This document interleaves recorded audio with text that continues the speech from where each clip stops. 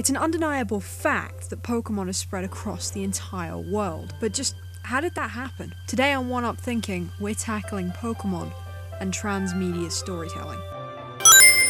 If you grew up in the 90s, then no doubt you were exposed in some way to Pokemon, myself being no exception. I still have a pretty decent collection. It was incredibly hard to get away from no matter where you went, to the point that if you ever came across someone that had never even heard of it, you wouldn't be wrong to ask what rock they'd been living under. We talked about it during class, ran home to see the show, traded cards, battled with each other, and held our breaths until we turned blue just to watch the first film in cinema.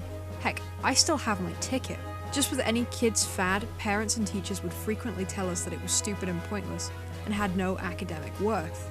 Today on One Up Thinking, almost 20 years after the first game's release, we can proudly prove them wrong by saying that the entire franchise is an excellent example of transmedia storytelling. For the one or two of you who don't know what Pokemon is, and trust me, they do exist, everyone has a first time hearing about something.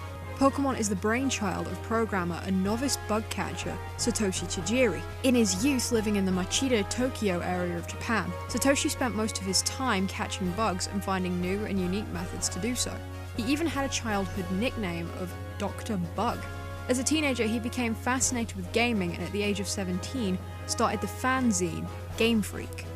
Later joined by Ken Sugimori and Junichi Masuda.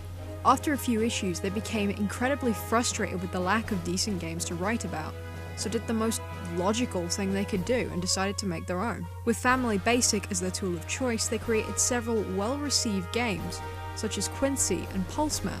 In 1990, Tajiri witnessed two children playing Tetris on Game Boy handhelds, and began to imagine bugs crawling backwards and forwards across the link cable. From this thought sprang a game originally known as Capsule Monsters.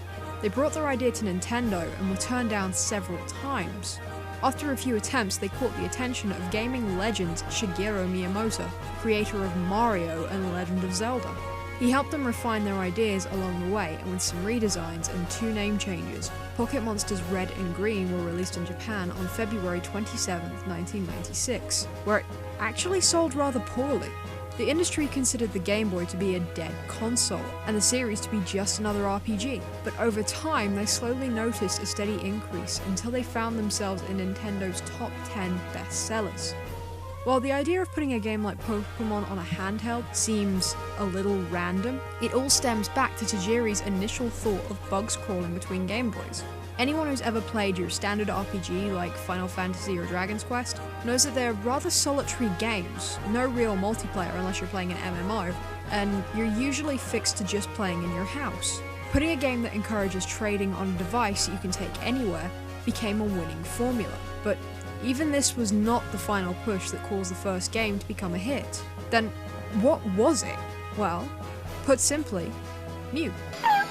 Number 151 in the Pokédex. Oh god. Please don't bring that sprite back. Much better. Mew was originally put in by a programmer as just an Easter egg. In fact, it was kind of dangerous to put it in. Anyone who's ever worked on a game knows that adding anything, from artwork to slight tweaks in code, can break an entire game. Trust me, it's so frustrating. Mew was added in at the last minute after all the testing was done. You couldn't even catch Mew without a glitch. Lucky for us, if you've ever played Red, Green, Blue or Yellow, you know just how glitchy they really are. It didn't take long for someone to find Mew, and this sparked the question, what else is hidden in the game? Tajiri himself stated that if it wasn't for Mew and various myths and rumours that surrounded the original games, they may never have taken off the way they did. Someone gives me Mew, then I give Mew to you. Then you pass it on. Introducing a new character like that created a lot of myths and rumours about the game. It kept interest alive. Between those early days and now, we've witnessed the building of an entire franchise, ranging from an anime series that's still going and several spin-offs, board games, spin-off games like Pokemon Conquest and Trozio, various manga like the Adventure series or the short-lived Electric Tales of Pikachu, plush toys galore, and even a breakfast cereal. Anyone remember that? I do. Didn't taste that good. This worldwide phenomenon has created one of the most interesting examples of transmedia storytelling around. Most games that have anime and manga adaptations tend to just retell the same plot or have multiple story arcs based on the different choices. See Higurashi no Neko Koro ni, Chaos Head, or Steins Gate. What works so well with Pokemon is that each spin-off piece of media tells its own story in the same universe. And if you subscribe to the Many Worlds interpretation, every copy of each game is also happening simultaneously, following a slightly different continuity for each player or viewer. For more information on Pokemon and Many Worlds interpretation, check out MatPat's great video on the subject over on the Game Theorist channel. It's a personal favourite. So, we've spent all this time talking about transmedia storytelling, but just what is it?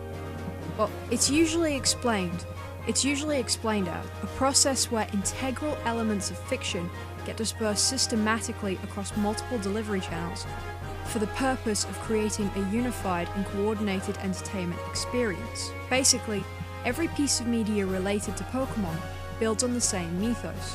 While your journey or my journey or even Ash's on the screen may differ, they all increase and deepen our appreciation and knowledge of the Pokemon world as a whole. Some of us may only watch the anime, while others enjoy everything from the card game to spin-off games. But all of us can express our love for a franchise with each other equally. One final quote from media scholar Henry Jenkins, who, if you're interested in this kind of stuff, you should really check out his work.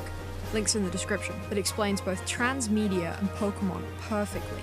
Most often, transmedia stories aren't based on individual characters or specific plots, but rather complex fictional worlds which can sustain multiple interrelated characters and their stories. This process of world building encourages an encyclopedic impulse in both readers and writers. We are drawn to master what can be known about a world, which always expands beyond our grasp.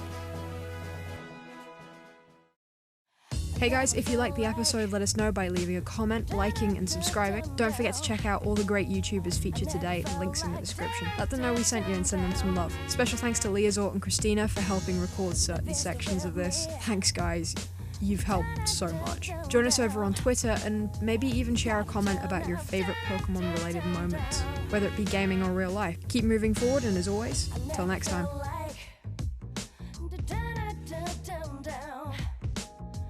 Never felt like down.